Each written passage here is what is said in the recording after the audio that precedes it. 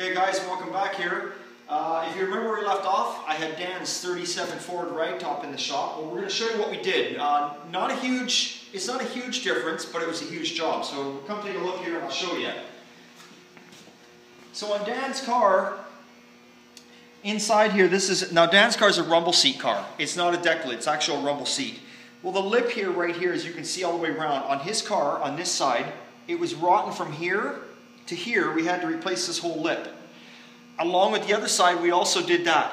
But the major thing is this is the body, this is a quarter panel skin, and it wraps over and it goes in here. Well, this whole quarter panel skin, all in here was rotten. So we cut that out, we welded a new section on along there, and Dave did the body work on it, and we just shot some primer on it, and she turned out pretty good. This is the first coat of primer, and it looks awesome. You kind of got to make sure you do a good job there, because Dave made a good point. The point that Dave said was, you know, when you open this up, this is right visual, right in front of everyone's face. So, you know, a lot of times guys will neglect to do a really nice job inside there, and all of a sudden the car looks beautiful outside. You open up the lid, and here's this just a shitty looking trough sitting in there. It looks like crap. So Dave took his time. He did a good job. We did a bunch of welding in there. It took like I said, it looks like a small area, but trust me, that was a big job. There was probably a good day and a half or 2 days screwing around with that. And then of course on the front, if you come around the front, you can see we started, if you remember, we did all the welding back in here, way back on the old videos, because Dan's cars have been in here for a month and a half.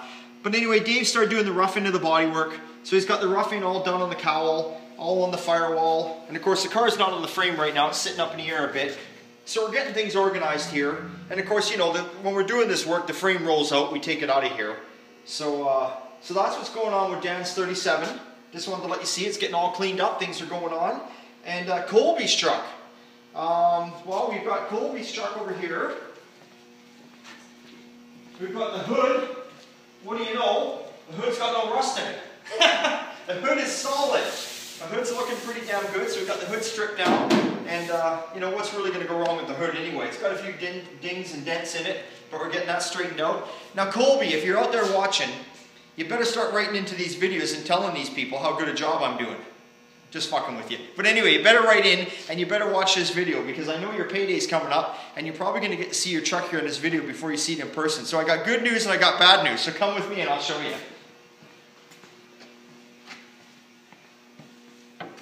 The good news is you got your rocker panels on, Colby. And now you're probably seeing the masking paper here right now. That's because I'm just getting ready to in the bare metal areas, we're going to throw our epoxy sealer primer, and then what we're going to do is we're going to do our texture spray. You got your rocker panels on, Colby. You got your brand new rockers on. You got your brand new front cab mounts on. You can't see it, but underneath where the cab mount actually spot welds onto the floorboard. Of course, the floor is always rot there because the cab mounts fill up full of shit. And what happens is when they fill full of shit, well, it rots the floor on that side. So anyway, your cab is solid as can be underneath. It is top notch. Now remember how we were talking about your truck and we thought that maybe it had a rollover or some kids were sitting on the roof or something was going on? I don't know how to say this to you, so I'm just going to take you around here and I want you to tell me. I want you to look at this and tell me. Colby, are you out there watching? I just got to ask you one thing. What the fuck is going on with this thing? Look at the roof in this truck. Now I'm going to... Oh God, I'm thinking what's going on here is obviously, I'm not even thinking, I already know. We all have done it. I don't know whether the truck was rolled over. I don't know whether someone was sitting on the roof. I don't know what the hell was going on.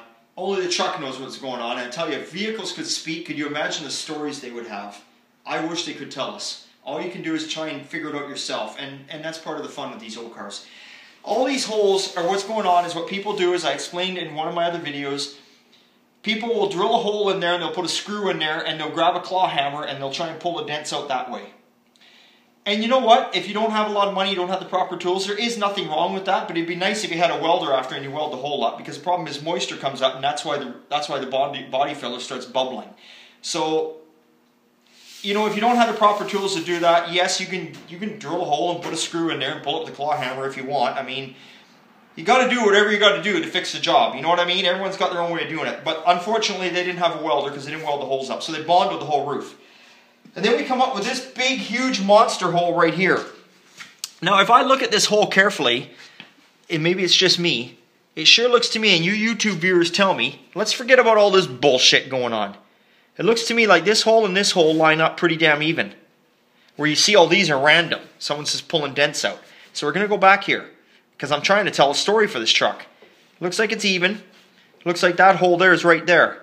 So I'm assuming that somebody at one time had a spotlight or maybe even an antenna or something mounted there. So what they did was, instead of fix a hole, they put fiberglass cloth over it and they just layered this roof in Bondo. So that's what's going on. It goes all the way on over to here.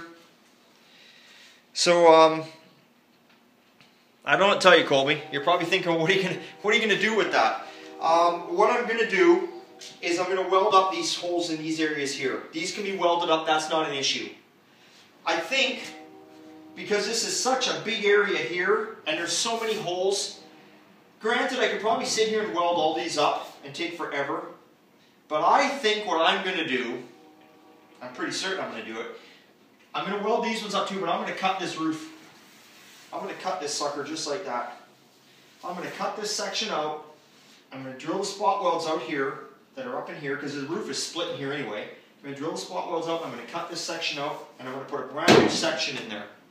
And that will also allow us to have access to the inner panel that's dented. And maybe when that's going on, Dave can get in there and pound out some of the dents on the inner panel.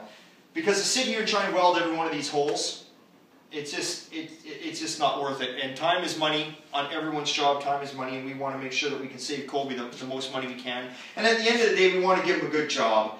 So, I mean, that's the answer. But anyway, if you're out there watching, there you are, Colby. That's what's going on with your truck. So, all I can say, remember, it's always a good time at Old Time, except when Colby brings me stuff like this in. And I'll see you next time. And payday's coming up, Colby. And trust me, after seeing this, you're going to owe me big time. Remember, see you later.